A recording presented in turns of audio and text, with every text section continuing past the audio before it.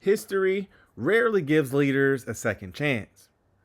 And when it does, it usually expects results and not excuses. And in Somalia, one man has been given that rare opportunity.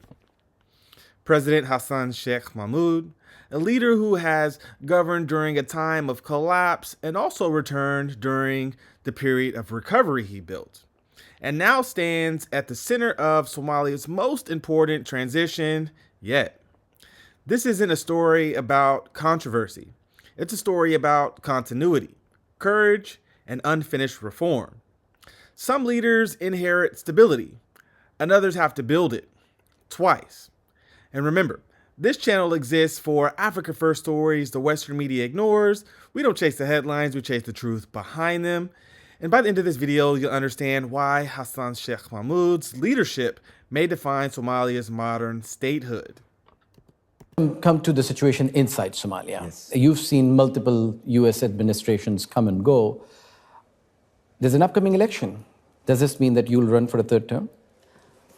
Well, the Somali constitution says that a president can be elected twice, but that twice has to be successive. So far, I don't have two successive terms, so I can still stand for. This is the successive second term I'm standing. So, of course, elections are coming, and these elections are different from the previous elections. We want those elections to be based on political parties with a new constitution. And in that line, I am standing for the upcoming elections as well. Why would the people of Somalia vote for you? What has been, let's say, the three resounding successes of your presidency, and why is it necessary, in your opinion, to have that continuation of policies? I was elected in 2012 for the first time, and I was the first president who led a non-transitional government. Today, there are governance institutions all over Somalia. Wherever there is an issue that someone responsible, some institution responsible can be answered on what has happened. So the country has that. That's number one significant achievement I left. Liberated around 30 districts throughout Somalia by that time. Now I came back in 2022, and since then, we've put in place a strategy for the first time that was not there in fight against terror. And we have tangibly succeeded on those strategies by liberating major portions of Somalia, and Al-Shabaab is on the run right now. I came in 2012 where Al-Shabaab was, where the government was besieged by Al-Shabaab. Explosions were common. Al-Shabaab was collecting money from the seaport, from the airport, from the main markets of Mogadishu. Today, none of that is happening. Al-Shabaab was transactioning with the banks and remittances and all this. Today, it's hardly there. Transactions happening within. I came to a time, and today, Mogadishu, for example, the capital city of Somalia, is changing, it's booming. We didn't have any explosives significantly in the recent time, although they have tried my life number of times. So the people of Somalia today see the differences that we brought. And if we are given a chance, we will bring more. There is oil and gas under exploration today. There is a major infrastructure like seaport, airports under construction. Every single state in the federation, today there is an airport built. There is a major hospital, referral hospital in the region, and there are a lot of kilometers of road, highways that has been recorded. So the country is under reconstruction right now. In the last 3 years, this was the initiative. Besides, we succeeded to lift an arms embargo that was there on Somalia for 31 years. The longest arms embargo in the history of the United Nations was there on Somalia, and that's completely lifted. There was a debt in Somalia around $5 billion for the last 30 years. It has been removed and relieved. all this is indications that Somalia is coming, still not the place where we would have liked to be, but we are coming back.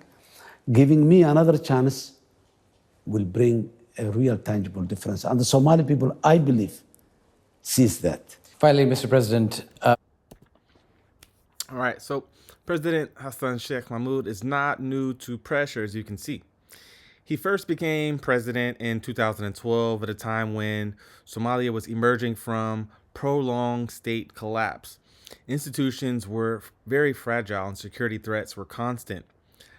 Federalism itself was considered experimental. That first term laid foundations, and not necessarily perfection, but possibility. Then came something rare in African politics. He stepped away. And in May 2022, Somalia brought him back, and that alone made history. He became the first Somali president ever to return for a second term, and not through force, but through political process. And that matters. It's a very important distinction because most leaders fight to stay forever. And President Hassan Sheikh Mahmoud was asked to return because unfinished work matters. So what many outside Somalia assume is that Somalia is too fragile for reform, right? But let's talk about what's actually happening. So Somalia has been stabilizing step by step under leadership willing to take responsibility. And under President Hassan Sheikh Mahmoud, federal-state dialogue has remained active, and security cooperation against different organizations has intensified, and international partnerships have been rebalanced, as well as debt relief progress has continued. So we see here that state legitimacy has strengthened and now becomes a part of the major plan. And now comes the boldest move yet, right? A transition toward direct elections. So many people say Somalia can't move forward using systems built for survival, not citizenship, right? So let's talk about why this reform matters, because clan-based selection has kept Somalia alive, and direct voting prepares Somalia to go forward. So this isn't about rushing democracy. It's about grounding it and graduating into it properly. So let's look at what has already been done, right? So let's talk results, not noise. Politically, it's been preserved, it's preserved a constitutional order. He's prevented institutional collapse and kept Somalia unified during reform discussions. Now let's talk about security, right? There's been sustained pressure on opposition groups, coordinated federal and regional forces, and balanced counterterrorism with governance. And let's talk about economically. So he's managed leadership during drought, maintained donor confidence, protected state continuity, and the like. So this is the kind of leadership that doesn't trend, but absolutely holds nations together. So let's talk about the future, right? His Excellency President Hassan Sheikh Mahmoud said in a recent interview with Al Jazeera English, and I quote, "The Constitution of Somalia states that a president can serve 2 terms, but these terms must be consecutive. And so far, I have not completed 2 consecutive terms, and therefore I am eligible to contest," the president said, right? So he emphasized that the upcoming elections will be different from previous ones as the government pushes for 1 person, 1 vote system. The 2026 election isn't just another vote, it's a threshold. And President Hassan Sheikh Mahmoud is attempting something no Somali leader before him has completed, transitioning Somalia from survival politics to citizenship politics, from provisional systems to permanent legitimacy, and from elite negotiation to national participation. And that takes courage. It also takes great patience. And in previous Africa Power reports, we've talked about African sovereignty as sequencing, not speed. So this builds directly upon that, because real reform doesn't shout. It stabilizes, consults, and advances carefully. And history is kinder to leaders who build institutions than to those who chase applause. So right now in Somalia, we don't need perfection. We need continuity, courage, leadership with memory. And President Hassan Sheikh Mahmoud represents a bridge between collapse and statehood, between survival and citizenship, between past failure and future possibility. So, mashallah, that's your African Insight for today.